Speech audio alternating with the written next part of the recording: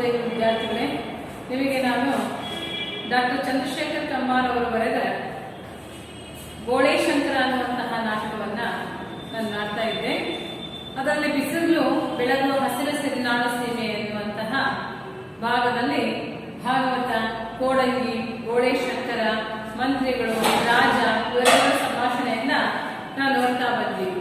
ಯಾಕೆ ಅಂತಂದ್ರೆ ಬದುಕಿನಲ್ಲಿ ನಾವು ಬಹಳಷ್ಟು ದುರಾಸೆಗಳನ್ನ ಇಟ್ಕೊಳ್ಳಿಕ್ಕೆ ಹೋಗ್ಬಾರ್ದು. ಆಸೆ ಇರಬೇಕು ಮನುಷ್ಯನಿಗೆ. ದುರಾಸೆ ಅನ್ನುವಂಥದ್ದು ಬಹಳಷ್ಟು ಕೆಟ್ಟದ್ದು.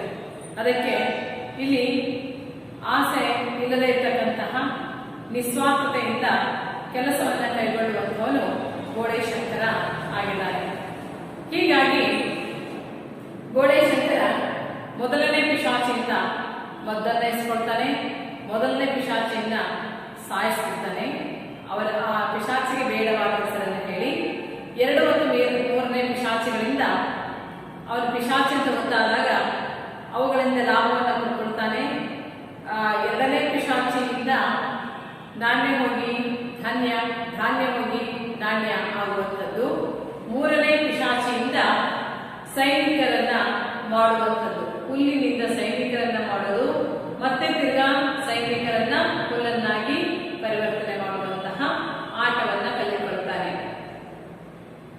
ಬೋಳೇಶಂಕರ ಹೇಳ್ತಾನೆ, ನಾವು ನನ್ನ ರಾಜ್ಯ ಅನ್ನುವಂಥದ್ದು ಹೇಗಿರ್ಬೇಕು, ರಾಜ ಕೊಡ್ತಾನೆ, ಮಗಳನ್ನ ಕೊಡ್ತಾನೆ ರಾಜ ಅಂತ ಹೇಳಿ ಅಂದಾಗ ಕೊಡಗಿ, ನನ್ನ ರಾಜ್ಯದಲ್ಲಿ ಯಾವುದೇ ನಿಯಮಗಳಿರಬಾರ್ದು. ಯಾಕಂದ್ರೆ ನೀರು ಹರಿತಾ ಇರುತ್ತಲ್ಲ ನದಿಯಲ್ಲಿ, ಅದನ್ನ ಬಂಧಿಸಲಿಕ್ಕೆ ಸಾಧ್ಯತೆ ಹೇಗೆ ಆಗುವುದಿಲ್ವೋ ಆ ನೀರಿಗೆ ತನ್ನದೇ ಆಗಿರ್ತಕ್ಕಂತಹ ನಿಯಮಗಳಿಂದ ಹರಿತಾ ಹೋಗುತ್ತಲ್ಲ, ಆ ನಿಯಮಗಳಂತೆ ನಾವು ಕೂಡ ರಾಜ್ಯವನ್ನು ಆಡಬೇಕು. ನಾವು ಬಹಳಷ್ಟು ನೀತಿ ನಿಯಮಗಳನ್ನ ತರಲಿಕ್ಕೆ ಹೋಗಬಾರ್ದು. ಆದರೆ ನಾನು ಒಂದು ವೇಳೆ ರಾಜನಾಗಿ ಬಿಟ್ರೆ ನನ್ನ ರಾಜ್ಯದಲ್ಲಿ ಸೈನ್ಯ ಇರೋದಿಲ್ಲ, ತೆರಿಗೆಗಳಿರೋದಿಲ್ಲ, ನಾಣ್ಯಗಳಿರೋದಿಲ್ಲ. ರಾಜರಾಣಿಯರಿಂದ ಹಿಡಿದು ಎಲ್ಲರೂ ಕಷ್ಟಪಟ್ಟು ದುಡಿತಾರೆ, ಎಲ್ಲರೂ ಊಟವನ್ನ ಮಾಡ್ತಾರೆ. ದುಡಿಯದೇ ಇರತಕ್ಕಂತಹ ಸೋಮಾರಿಗಳಿಗೆ ಮಾತ್ರ ನಾನು ಆಳುವ ರಾಜ್ಯದಲ್ಲಿ ಅವಕಾಶ ಅನ್ನುವಂಥದ್ದು ಇರುವುದಿಲ್ಲ. ಯಾಕೆಂತಂದ್ರೆ ಅವರೆಲ್ಲ ಉಪವಾಸ ಇರಬೇಕಾಗುತ್ತೆ. ಸೋಮಾರಿಗಳು ತಿಂದುಳಿದ್ರೆ ಮಾತ್ರ ಅಲ್ಲಿ ಊಟವನ್ನ ಹಾಕುವಂತಹ ವ್ಯವಸ್ಥೆ ನನ್ನ ರಾಜ್ಯದಲ್ಲಿರುತ್ತೆ. ನಮ್ಮ ರಾಜ್ಯದಲ್ಲಿ ಮಕ್ಕಳಿಗೆ ದುಡಿಯಲು ಅಸಾಧ್ಯ ಆಗುವಂತಹ ಮುದುಕರಿಗೆ, ದುರ್ಬಲರಿಗೆ ಮಾತ್ರ ದುಡಿಯದೇ ಇದ್ರೂ ಕೂಡ ಅವರಿಗೆ ಊಟವನ್ನ ಕೊಡುವಂತಹ ವ್ಯವಸ್ಥೆ ಇದೆ. ಅದಕ್ಕೆ ಹೇಳ್ತಾರೆ, ನನಗೇನಾದ್ರೂ ಸಿಟ್ಟು ಬಂದ್ರೆ ನಾನೇನು ಮಾಡೋದಿಲ್ಲಪ್ಪ. ಇನ್ನೊಬ್ರು ತಪ್ಪು ಮಾಡ್ತಾರೆ ಅಂತಂದ್ರೆ ಅವ್ರಿಗೆ ಬುದ್ಧಿಯನ್ನ ಹೇಳಲೇಬೇಕಾಗುತ್ತೆ. ನನಗಿಂತ ದೊಡ್ಡವರು ಈ ಗಾದೆ ಮಾತುಗಳನ್ನು ಹೇಳಿ ಬಲ್ಲವರಿಂದ ಗಾದೆ ಮಾತನ್ನು ಹೇಳಿಸಿ ಸರಿದಾರಿ ತರುವಂತಹ ಒಂದು ವ್ಯವಸ್ಥೆಯನ್ನ ಕಲ್ಪಿಸಿಕೊಡ್ತೇನೆ. ಹೀಗೆ ಸರಳತೆಯಿಂದ ಬದುಕನ್ನ ನಡೆಸಿದ್ರೆ ನಾವು ಸಾರ್ಥಕ ಆಗುತ್ತೆ ಜೀವನದಲ್ಲಿ. ನಮ್ಮಲ್ಲಿ ದ್ವೇಷ, ಅಸೂಹೆ ಅನ್ನುವಂತಹ ವೈಮನಸ್ಸು ಬರೋದಿಲ್ಲ. ಎಲ್ಲರೂ ಒಂದು ಅನ್ನುವಂತಹ ಮನೋಭಾವ ಬರುತ್ತೆ. ಅದಕ್ಕೆ ಹೇಳ್ತಾರೆ, ವಿಭಿನ್ನ ಶೈಲಿಯನ್ನ ಬದುಕಲು ರೂಢಿಸಿಕೊಂಡ್ರೆ ನಾವು ಎಂಜಲ ತಿನ್ನೋ ಬುದ್ಧಿಯನ್ನ ಕಲಿತೀವಿ ಹೊರತಾಗಿ ಅದು ಸರಳ ರೀತಿಯಿಂದ, ಉಪಯುಕ್ತ ರೀತಿಯಿಂದ, ಸರಳ ವಿಧಾನದಿಂದ ಬದುಕನ್ನು ನಡೆಸಿದ್ರೆ ಬದುಕೇನಾಗುತ್ತೆ, ಹೊಂದಾಣಿಕೆಯ ಸಾರ್ಥಕತೆಯ ಬದುಕನ್ನ ಕಾಣಲಿಕ್ಕೆ ಸಾಧ್ಯತೆ ಇರುತ್ತೆ. ಅದಕ್ಕೆ ಬೋಳೇಶಂಕರ ಹೇಳುವಂತಹ ಮಾತಿಗೆ ತಪ್ಪಿಬ್ಬಾಗಿ ಬಿಡ್ತಾನೆ. ಹೀಗಾಗಿ ರಾಜ ನಿನಗೆ ಮಗಳನ್ನ ಕೊಡ್ಲಿ ಬಿಡ್ಲಿ ಅದೇನೇ ಆದ್ರೆ ನೀನು ಮಾತ್ರ ನಿನ್ನ ನಡೆ, ನಿನ್ನ ನುಡಿ ಯಾವುದನ್ನು ಬದಲಾಯಿಸುವುದಿಲ್ಲ ಬೋಳೇಶಂಕರ ಅಂತ ಕೋಡಂಗಿ ಹೇಳುತ್ತೆ. ಅದಕ್ಕೆ ಒಂದು ಕಡೆ ಕೋಡಂಗಿಗೆ ಬಹಳಷ್ಟು ಖುಷಿ ಬಂದ್ಬಿಟ್ಟಿದೆ. ಅರಸ ಸಾಮ್ರಾಜ್ಯವನ್ನ ಕೊಡುವುದರ ಜೊತೆಗೆ ರಾಜಕುಮಾರಿಯನ್ನ ಕೊಟ್ಟು ವಿವಾಹವನ್ನ ಮಾಡ್ತಾನೆ. ಅಷ್ಟೊಂದು ಹಸಿರಿನ ಪ್ರದೇಶವೇ ಉಕ್ಕಿ ಹರಿತಾ ಇದೆ ಏನೋ ಅನ್ನುವ ನಿಟ್ಟಿನಲ್ಲಿ ಕೋಡಂಗಿಗೆ ಖುಷಿಯಾಗ್ಬಿಟ್ಟಿದೆ. ಆದ್ರೆ ಬೋಳೇಶಂಕರ ಹೇಳ್ತಾನೆ, ಬೋಳೇಶಂಕರಿಗೆ ಒಂದು ರೀತಿ ಖುಷಿ ಯಾಕಪ್ಪ ಅಂತಂದ್ರೆ ನಾಣ್ಯ ಹೋಗಿ ಚಿನ್ನ, ಚಿನ್ನ ಹೋಗಿ ನಾಣ್ಯ, ಹುಲ್ಲು ಹೋಗಿ ಸೈನ್ಯ, ಸೈನ್ಯ ಹೋಗಿ ಹುಲ್ಲು ಆಗುವಂತಹ ಆಟವನ್ನ ಚಿಕ್ಕ ಮಕ್ಕಳಿಗೆ ತೋರಿಸಿದರೆ ತುಂಬಾ ಖುಷಿಯನ್ನ ಪಡುತ್ತೆ ಅನ್ನುವಂಥ ಹೇಳುತ್ತೆ. ಹೀಗಾಗಿ ಆ ಭಾಗವತ ಕೋಡಂಗಿ ಇಬ್ಬರು ಕತ್ತಲೆ ಪ್ರಪಂಚದಿಂದ ಮುಕ್ತಿಯನ್ನ ಪಡೆಯಬೇಕಾದ್ರೆ ಗೋಡೆ ಶಂಕರನಂತಹ ಮನುಷ್ಯ ತುಂಬಾ ಅನಿವಾರ್ಯತೆಯಾಗಿ ಇರಬೇಕಾಗುತ್ತೆ ಅನ್ನುವಂಥ ಮಾತನ್ನ ನಾವು ಈ ಅಧ್ಯಾಯದಲ್ಲಿ ನೋಡಿದ್ವಿ. ಮುಂದಿನ ಅಧ್ಯಾಯ ಹಾಡಿನ ಒಡೆಯ ಭಾರಯ್ಯ.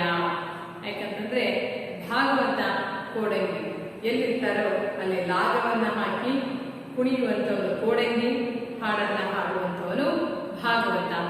ಸಂದರ್ಭಕ್ಕೆ ಸಮಯಕ್ಕೆ ತಕ್ಕಂತಹ ಹಾಡನ್ನ ಹಾಡ್ತಾ ಹೋಗ್ತಾರೆ ಭಾಗವತ. ಭಾಗವತರು ಹಾಡಿನ ಒಡೆಯ ಬಾರಯ್ಯ ಅಂತೇಳಿ ಈ ಭಾಗದಲ್ಲಿ ಹಾಡನ್ನ ಶುರು ಮಾಡ್ತಾರೆ. ತಾಯಿ ಭಾರತ ಮಾತೆ ಜಯ ಜಯ ಎಂದು ಕೂಗಿದೆವು, ಗಾಂಧಿಗೂ ಜಯವಾಗಲೆಂದು. ಆತ್ಮವಿಲ್ಲದ ಸಿಟಿಯ ಮಧ್ಯದಲ್ಲಿ ಬಂದು ನಕ್ಷತ್ರ ಇರಲಿಲ್ಲ ಆಕಾಶದಲ್ಲಿ, ಎಷ್ಟು ಬೆಳಕಿರಲಿಲ್ಲ ಇಡೀ ಸೀಮೆಯಲ್ಲಿ, ಕತ್ತು ಸಹ ಮುಳುಗಿತ್ತು ಕರಿ ನೀರಿನಲ್ಲಿ. ನೆಲೆಯ ಕಾಣಿಸಲಿಲ್ಲ ಗಟ್ಟಿನೆಲ್ಲ ಬಿಸಿದು ಈಜಿದೆವು, ಬೆಳಕಿರುವ ಸೀಮೆ ಸಿಗಲೆಂದೆವು.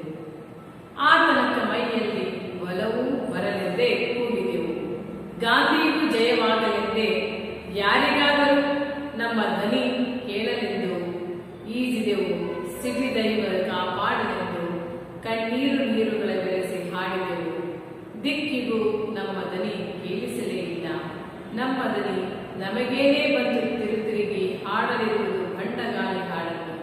ನಮ್ಮ ಪಾಲಿಗೆ ಬೆಳಕು ಇನ್ನಿಲ್ಲವೆಂದು ಆಯಿತು, ಬೆಳಗಿನ ನಿಮ್ಮ ರೇಡಿಯೋದಲ್ಲಿ ಕೇಳಿ ನೆಲೆಯಿರಿ, ನಾವು ಮುಳುಗಿರುವುದಿದೆ ಹೇಳ್ತಾರೆ. ಯಾಕಂದ್ರೆ ನಮ್ಮ ಕನ್ನಡಾಂಬೆಗೆ ಜಯಘೋಷವನ್ನು ಕೂಗ್ತಾರೆ.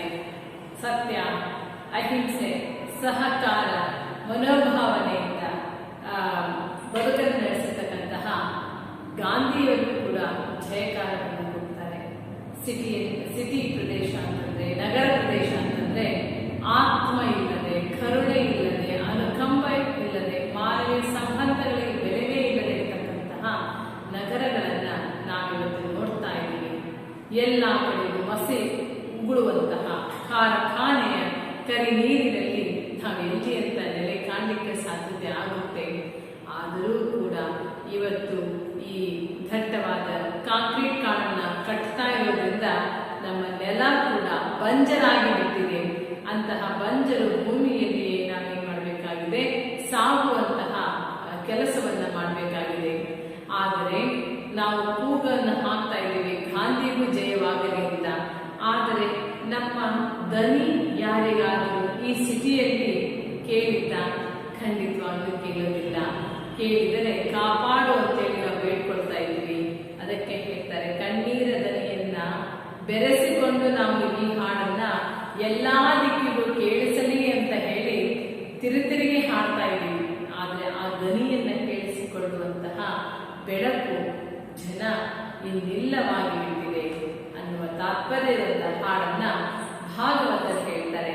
ಅದಕ್ಕೆ ಕೋಡಂಗಿ ಹೇಳ್ತಾನೆ, ಹಾಡು ಮುಗಿಯುವುದರೊಳಗೆ ಅಲ್ಲಿ ಗೋಡೆ ಶಂಕರ ಆಮೇಲೆ ಅವರು ಆಟವನ್ನ ಆಡಿ ತೋರಿಸ್ಬೇಕಂತಿದ್ದಾರಲ್ವಾ, ಚಿನ್ನ ಹೋಗಿ ಧಾನ್ಯ, ಧಾನ್ಯ ಹೋಗಿ ಚಿನ್ನ ಆಗುವಂಥದ್ದು, ಸೈನಿಕರನ್ನ ಮಾಡಿ ತೋರಿಸುವಂತಹ ಆ ಆಟವನ್ನ ಮಕ್ಕಳಿಗೆ ತೋರಿಸ್ಬೇಕು, ತುಂಬಾ ಖುಷಿಯನ್ನ ಪಡ್ತಾರೆ ಅಂತ ಹೇಳಿ ಮಕ್ಕಳು, ಹುಡುಗ ಹುಡುಗಿಯರು, ಕೋಡಂಗಿ ಎಲ್ಲರೂ ಕೂಡ ಅಲ್ಲಿ ಬಂದು ಸೇರ್ತಾರೆ.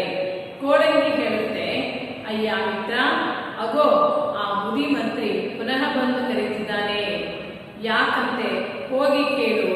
ಮಂತ್ರಿ ರಾಜಕುಮಾರಿ ಒಬ್ಬ ಸೇವಕಿ ಇರುತ್ತೆ, ಕೋಡಂಗಿ ಬರುವರು.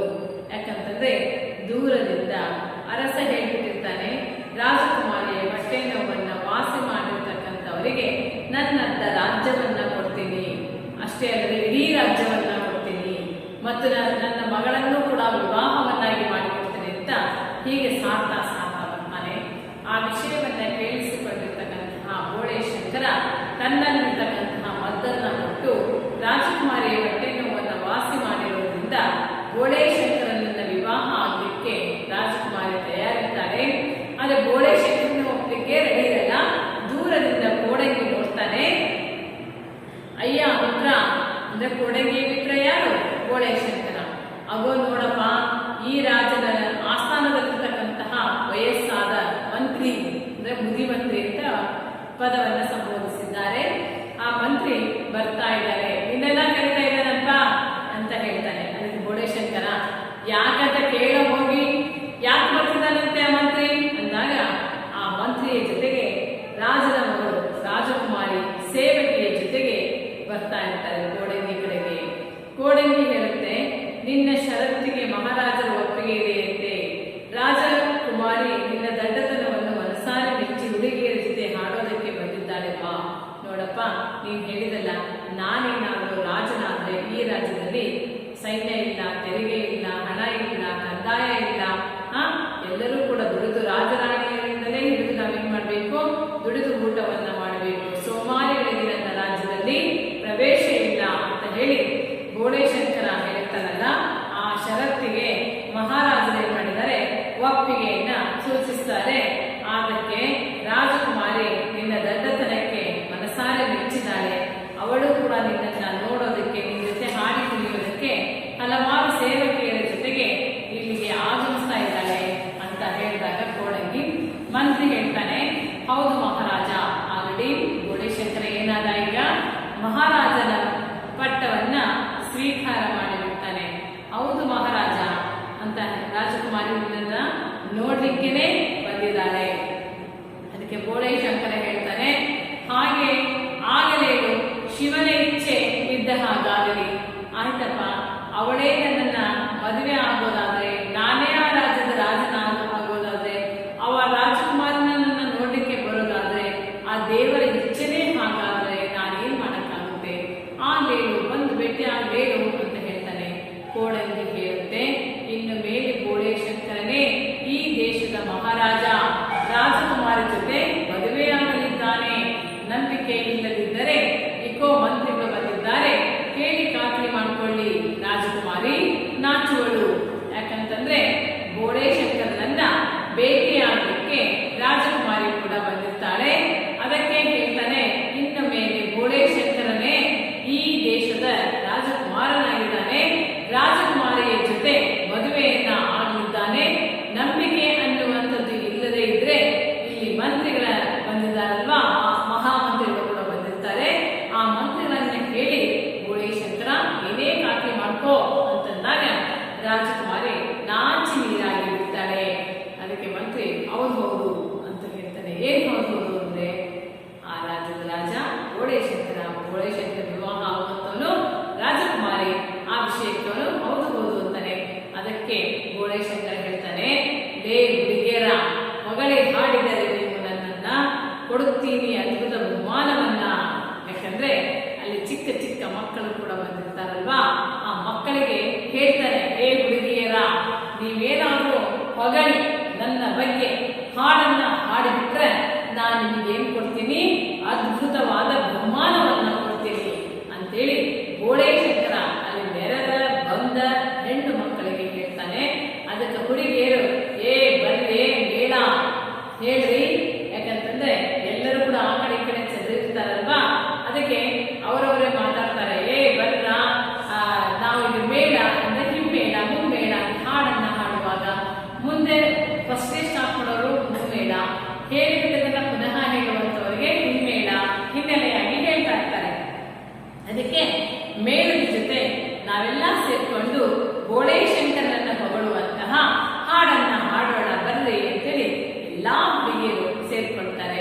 ಯಾವ ಹಾಡನ್ನ ಹೇಳ್ತಾರೆ, ಬೋಳೇಶಂಕರ ಶಿವ ಬೆತ್ತಕ್ಕಡಿ ಸದಾ ಶಿವ, ಅವ ನೋಡ ಶೂರ ಸೀಮೆ ಸರ್ದಾರ, ಹಾಡಿನ ಒಡೆಯ ಬಾರಯ್ಯ, ಉಲ್ಲಾಸ ಚಂದವನೇ ಚಿಂತೆ ಜಾಲಾಡುವನೆ, ಶಿವ ಶಿವ ಎಂಬರು ಎದ್ದರು ಕೂತರು ಊರ್ನ ಜನ ಎಲ್ಲಾರು.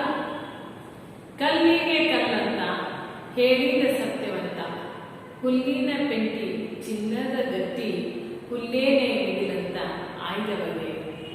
ಅವ್ವ ಎಲ್ಲರಿಗಿಂತ ದೊಡ್ಡ ತಲೆಯಾತ, ಎಡ ಯಾವುದಂತ ಬಲ ಯಾವುದಂತ ತೋರಿದ ಮೊದಲನೇ ಬುದ್ಧಿವಂತ.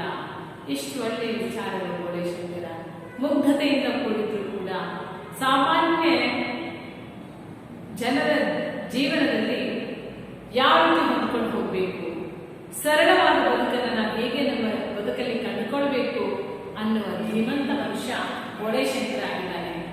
ಅದಕ್ಕೆ ಹೇಳ್ತಾರೆ ಬೋಳೆ ಶಂಕರ ಅಂದ್ರೆ ಶಿವನಿಗೆ ಇರುವಂತಹ ಮತ್ತೊಂದು ಹೆಸರು.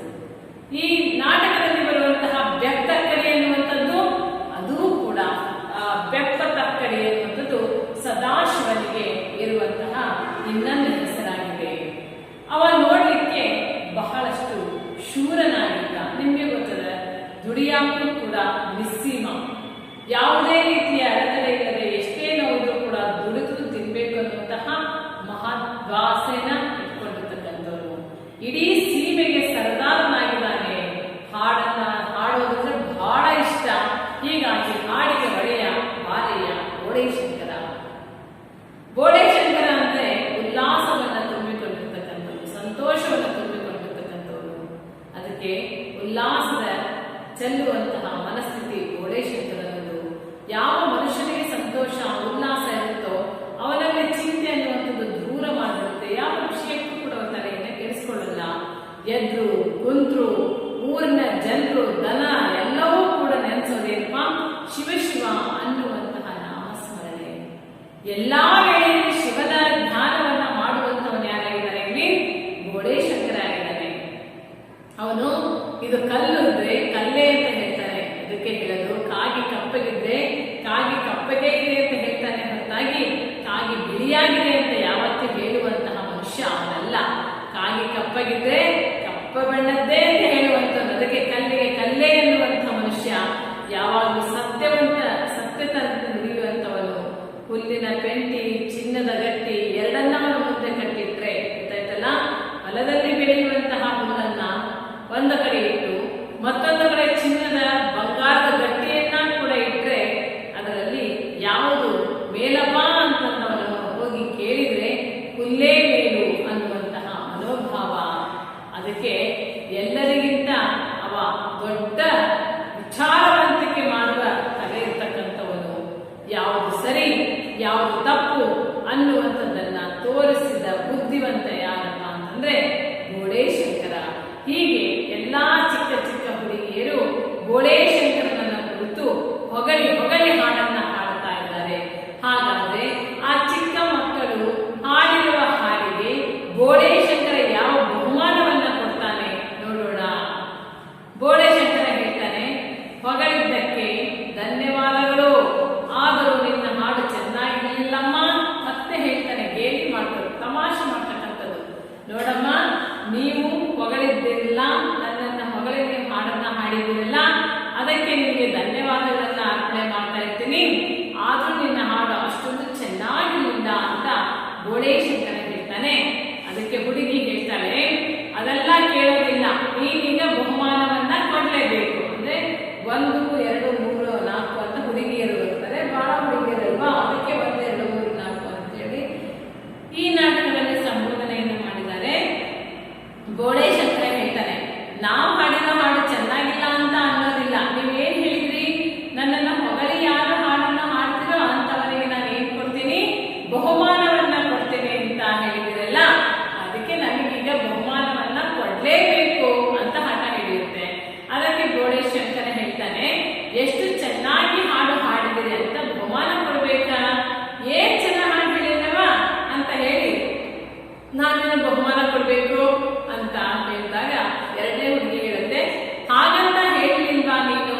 ಅಂದ್ರೆ ಚೆನ್ನಾಗಿ ಹಾಡಿಲ್ಲ ಅಂತ ಹೇಳ್ತಿದ್ದೀರಲ್ಲ ನೀವು, ಯಾಕೆ ಅಂತ ಕೇಳಿದ ಬೋಳೆ ಶಂಕರ ಹೇಳ್ತಾನೆ, ಕೋಡಂಗಿ ಜೋಳದ ಚೀಲ ಎಲ್ಲಿಟ್ಟಿ? ಬೋಳೆ ಶಂಕರ ಕೋಡಂಗಿಗೆ ಹೇಳ್ತಾನೆ, ಜೋಳದ ಚೀಲ ಇತ್ತಲ್ಲ, ಆ ಜೋಳದ ಚೀಲ ಎಲ್ಲಿಟ್ಟಿಪ್ಪ ಅಂತೇಳಿ ಕೇಳಿದಾಗ ಕೋಡಂಗಿ ಹೇಳುತ್ತೆ, ಇಲ್ಲಿದೆ ಚೀಲ. ಅದಕ್ಕೆ ಬೋಳೆ ಶಂಕರ, ಆಯ್ತು ಬಹುಮಾನ ಕೊಡ್ತೇನೆ, ಎಲ್ಲರೂ ಕಣ್ಣು ಮುಚ್ಕೊಳ್ಳಿ ನೋಡೋಣ, ನಾವು ಹೇಳೋದಕ್ಕೆ ಯಾರೋ ಕಣ್ಣು ತಪ್ಪಿ ಕೂಡ ಕಣ್ಣು ಬಿಡಬಾರ್ದು. ನೋಡಮ್ಮ, ನೀವೆಲ್ಲ ನನ್ನನ್ನ ಹೊಗಳಿ ಹಾಡನ್ನ ಹಾಡಿದ್ದೀರಲ್ಲ, ಆ ಹಾಡಿಗೆ ತಕ್ಕಂತಹ ಬಹುಮಾನವನ್ನು ನಾನು ಕೊಡ್ತೀನಿ. ಆದ್ರೆ ಯಾರು ಕೂಡ ಕಣ್ಣನ್ನ ಅಪ್ಪಿ ತಪ್ಪಿ ತೆಗೆದು ಕೂಡ ನೋಡಂಗಿಲ್ಲ, ಕಣ್ಣನ್ನ ಬಿಡಂಗಿಲ್ಲ. ನಾನು ಬಿಡುವಂದಾಗ ಮಾತ್ರ ನೀವು ಕಣ್ಣನ್ನ ಬಿಡಬೇಕಾಗುತ್ತೆ ಅಂತ ಹೇಳ್ತಾರೆ. ಎಲ್ಲರೂ ಕಣ್ಣನ್ನ ಮುಚ್ಕೊಳ್ತಾರೆ. ಅದಕ್ಕೆ ಬೋಳೆ ಶಂಕರ ಕೋಡಂಗಿ ಹತ್ತೆನಿಸುತ್ತಾನೆ, ಎಣಿಸಿದ ಮೇಲೆ ಕಣ್ಣು ಬಿಡಬೇಕು. ಯಾಕಂದ್ರೆ ಜೋಳದ ಚೀಲದ ಹತ್ತಿರ ಹುಡುಗಿಯರು ಮಕ್ಕಳ ಕಡೆಗೆ ಬೆಟ್ಟಿಗೆ ನಿಂತು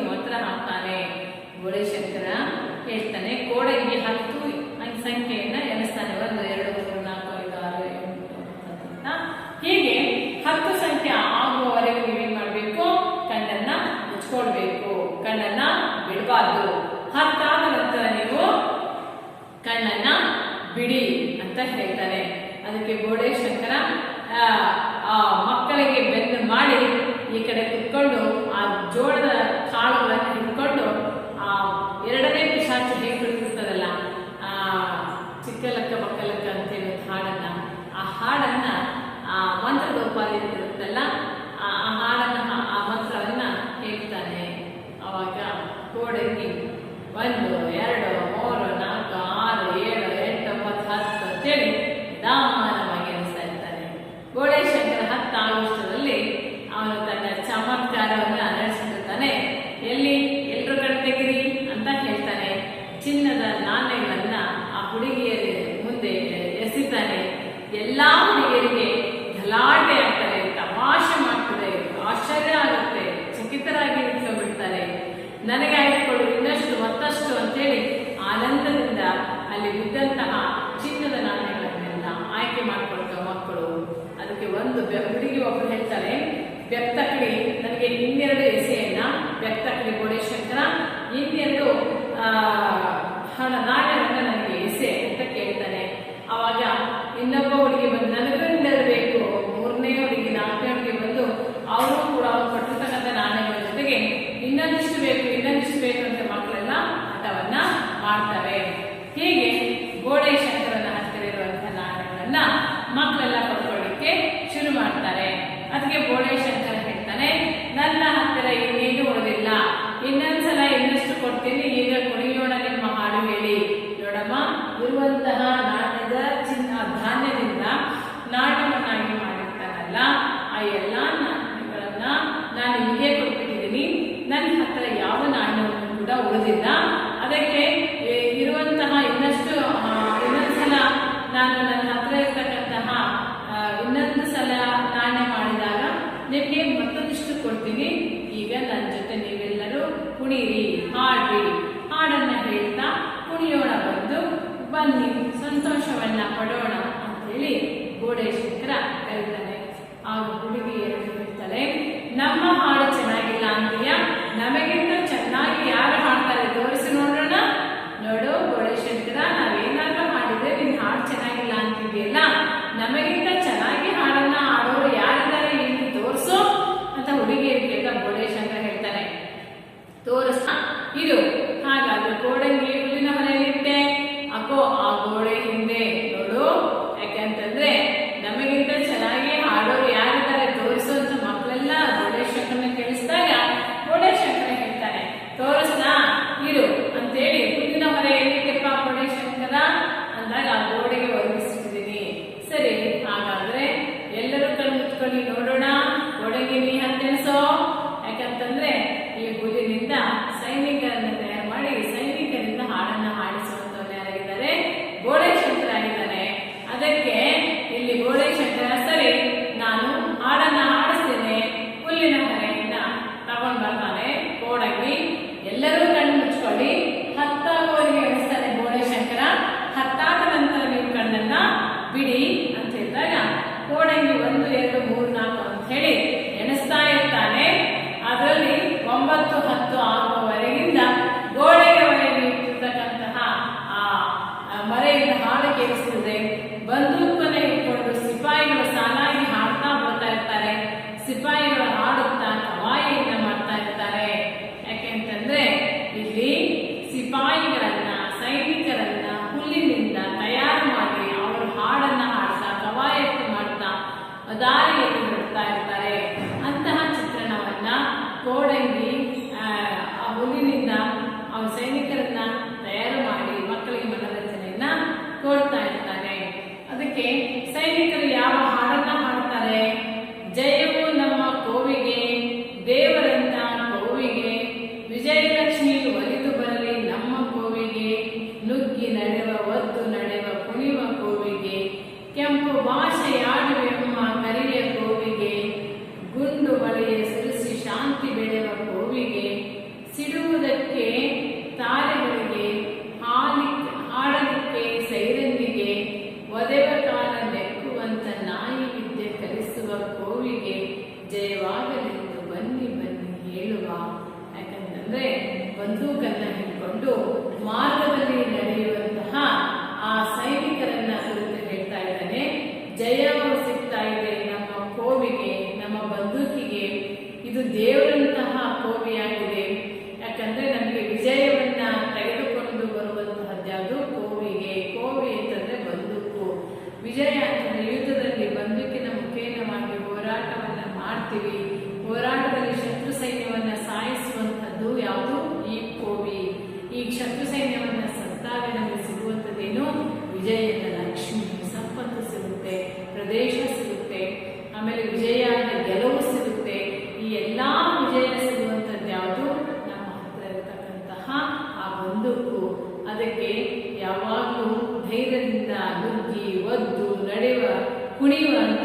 ಶಕ್ತಿ ಇರುವಂಥದ್ದು ಈ ಗೋವಿಗೆ. ಹಾಗೆಯೇ ಕೆಂಪು ಭಾಷೆಯನ್ನಾಡ್ತಕ್ಕಂತಹ ನಮ್ಮ ಕರಿಯ ಬಣ್ಣದ ಕೋವಿ ಇದೆ. ಕೆಂಪು ಭಾಷೆ ಅಂತಂದ್ರೆ ರಕ್ತ ಸಿಕ್ತವಾದ ಜನರ ರುಂಡ ಮುಂಡಗಳನ್ನು ಚೆಂಡಾಡುವಂತಹ ಶಕ್ತಿ ಇರುವಂಥದ್ದು ಈ ಕೋವಿಗೆ. ಹೀಗಾಗಿ ಗುಂಡು ಮಳೆ ಸುರಿಸಿ ಶಾಂತಿಯನ್ನ ಬೆಳಗುವಂತಹ ಕೋವಿ ಸಿಡುವ ತಾರೆಗಳಿಗೆ ಹಾಡಲಿಕ್ಕೆ ಸೈಲೆಂಟಿಗೆ ಒಂದು ಒಲಿತಕ್ಕಂತಹ ನಮ್ಮ ಶೋಷಣೆ ಮಾಡತಕ್ಕಂತಹ ಜನರಿಗೆ ಬುದ್ಧಿಯನ್ನು ಕಲಿಸುವಂತಹ ಕೋವಿಗೆ ಜಯವಾಗಲಿ ಅಂತೇಳಿ ಆ ಬಂದೂಕಿನ ಧಾರಿಯವರು ಬಂದೂಕನ್ನು ಹಿಡ್ಕೊಂಡು ಆ ಬಂದೂಕಿಗೆ ಎಷ್ಟೊಂದು ಮಹತ್ವ ಇದೆ, ಎಷ್ಟೊಂದು ಸಾಮರ್ಥ್ಯ ಇದೆ ಅನ್ನುವಂಥದ್ದನ್ನ ಹೇಳ್ತಾ ಮುನ್ನುಗ್ತಾ ಇದ್ದಾರೆ. ಈ ಕಡೆ ಬೋಳೇಶಂಕರ ಮಕ್ಕಳ ಕೋವಿಗೆ ಜಯವಾಗಲಿ ಅಂತ ಹಾಡ್ತಿರಲ್ಲ, ಬುದ್ಧಿ ಇದೆಯಾ ನಿಮಗೆ? ಇನ್ನು ಬೇರೆ ಹಾಡಿನವನ್ನ ನೀವು ಹಾಡ್ತೀರಾ? ಅಲ್ಲ ಮಕ್ಕಳ, ಆ ಸೈನಿಕರ ಹಾಡಿರ್ತಕ್ಕಂತಹ ಹಾಡನ್ನ ಕೇಳಿಸ್ಕೊಂಡು ಎಲ್ಲರೂ ಕೋವಿಗೆ ಜಯವಾಗಲಿ ಅಂತ ಹಾಡ್ತಾ ಇದ್ದೀರಲ್ಲ, ನಿಮಗೆ ಬುದ್ಧಿ ಇಲ್ವಾ? ಇನ್ನು ಬೇರೆ ಬೇರೆ ಮನರಂಜನೆ ಕೊಡುವಂತಹ ಹಾಡು ಬೇಕಾದಷ್ಟಿದ್ದಾವೆ, ಅಂತಹ ಹಾಡನ್ನ ನೀವು ಹಾಡ್ಲಿಕ್ಕೆ ಆಗೋದಿಲ್ವಾ ಅಂತ ಬೋಳೇಶಂಕರ ಹೇಳ್ತಾನೆ. ಅದಕ್ಕೆ ಸೈನಿಕ ಸಿಟಿ ಬಗ್ಗೆ ಒಂದು ಹಾಡೋದೆ ಹೇಳೋಣವೇ? ಹೇಳಿ. ಒಬ್ಬ ಸೈನಿಕ ಬಂದು ಪಟ್ಟಣ ಪ್ರದೇಶ, ಆತ್ಮ ಇಲ್ಲದೆ ಇರ್ತಕ್ಕಂಥ ಪ್ರದೇಶ ಯಾವುದು ಅಂದ್ರೆ ಸಿಟಿ, ಪಟ್ಟಣ ಅಂತ ಹೇಳ್ತಾರೆ. ಯಾಕೆ ಆತ್ಮ ಇಲ್ಲದ ಪ್ರದೇಶ ಅಂತಿದ್ದಾರೆ ಅಂತಂದ್ರೆ ಅಂತಃಕರಣ, ಮಾನವೀಯತೆಯ ಗುಣಗಳ ಕೊರತೆ ಇರ್ತಕ್ಕಂಥದ್ದು ಯಾವ್ದಪ್ಪ ಅಂತಂದ್ರೆ ಪಟ್ಟಣ ಪ್ರದೇಶಗಳಾಗಿದ್ದಾವೆ. ಹೀಗಾಗಿ ಸಿಟಿಯ ಪ್ರದೇಶದ ಬಗ್ಗೆ ಒಂದು ಹಾಡನ್ನ ಹೇಳ್ತೀನಿ, ಆ ಹಾಡನ್ನ ಕೇಳಿಸ್ಕೊಳ್ತೀರಾ ಅಂದಾಗ ಬೋಳೇಶಂಕರ ಹೇಳು ಅಂತ ಹೇಳ್ತಾನೆ. ಅದಕ್ಕೆ ಸೈನಿಕರು ಆ ಹಾಡನ್ನ ಹಾಡ್ತಾನೆ. ಮಿಲ್ಲಿನ ಹೊಗೆ ದಟ್ಟೈಸಿದೆ ಬಾ ನೀಲಿಯ ತುಂಬ, ಸೈರನಿನ ದನಿ ತುಂಬಿದೆ ಎಲೆ ಕಿವಿಗಳ ತುಂಬ, ಕೊಳಗೇರಿಯ ಕೊಚ್ಚೆಯಲ್ಲಿ ತೇಲಾಡಿದ ಮಕ್ಕಳು, ಆಲದೆಲೆಯ ಮೇಲಾಡುವ ಕ್ಯಾಲೆಂಡರ್ ಕೃಷ್ಣರು, ತಮ್ಮೆಲ್ಲರಿನ ತುಂಬಾ ಇದೆ ಪೆಟ್ರೋಲಿನ ನಾತ, ವಾಹನಗಳ ತುಟಿ ತುಟಿಯಲ್ಲಿ ತುಳುಕಿದೆ ನವನೀತ, ಕಪ್ಪಾಗಿವೆ ಕುಂಡದ ಗಿಡ ಬಳ್ಳಿಯಲ್ಲಿ ಹೂವ ಲಾಲ್ಬಾಗಿನ ತರುಲತೆ ಇದೆ ಅರಳಿಗೂ ಹುಲ್ಲು. ಯಾಕಂತಂದ್ರೆ ಇವತ್ತು ಆಧುನಿಕತೆಯಿಂದ ಬೇಕಾದಷ್ಟು ಫ್ಯಾಕ್ಟರಿಗಳು ನಿರ್ಮಾಣ ಆಗ್ತಿದ್ದಾವೆ. ಆ ಫ್ಯಾಕ್ಟರಿಗಳು ಉಗುಳುವಂತಹ ಆ ಒಂದು ಹೊಗೆಯಿಂದ ನಮ್ಮ ನೀಲಿ ಬಣ್ಣದ ಆಕಾಶ ತುಂಬಾ ದಟ್ಟವಾದ ಕಪ್ಪನೆಯ ಆ ವಿಷಪೂರಿತವಾದ ಅನಿಲ ತುಂಬಿಕೊಂಡಿದೆ. ಸೈರನ್ನು ಕೂಗುವಂತಹ ಧ್ವನಿಯಿಂದ ಎಳೆಯ ಕಿವಿಗಳೆಲ್ಲ ಕಿವುಡಾಗುವಂತಹ ಪರಿಸ್ಥಿತಿಗೆ ಬಂದಿದ್ದೇವೆ. ಕೊಳಚಿ ತುಂಬಿರ್ತಕ್ಕಂತಹ ಕೊಳಗೇರಿಯಲ್ಲಿ ಮಕ್ಕಳು ಹಾಡಿ ತೇಲಾಡ್ತಾ ಇದ್ದಾರೆ. ಹಾಗೆಯೇ ಆಲದ ಎಲೆಯ ಮೇಲೆ ಕೃಷ್ಣನ ಕ್ಯಾಲೆಂಡರಿನ ಪಾದಿಯಂತೆ ಪುಂಡ ಪೋಗರೆಗಳನ್ನ ಎಲ್ಲಾ ಕಡೆಗೂ ಸಂಚರಿಸ್ತಾ ಇದ್ದಾರೆ.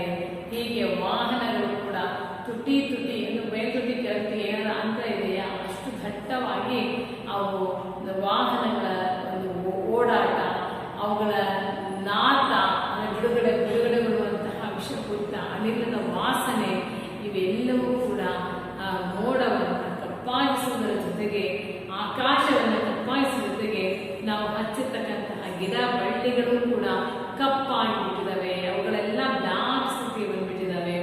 ಅದಕ್ಕೆ ಲಾಲ್ಬಾಗಿನಲ್ಲಿ ಇರುವಂತಹ ತರು ಅಂತಂದ್ರೆ ಮರ, ಲತೆ ಅಂತಂದ್ರೆ ಬಳ್ಳಿಗಳು ಎಲ್ಲವೂ ಅರಳಿ ನಿಂತ್ಕೊಂಡಿದ್ದಾವೆ ತಮ್ಮ ಬಲವಾದ ನೋವಿನಿಂದ.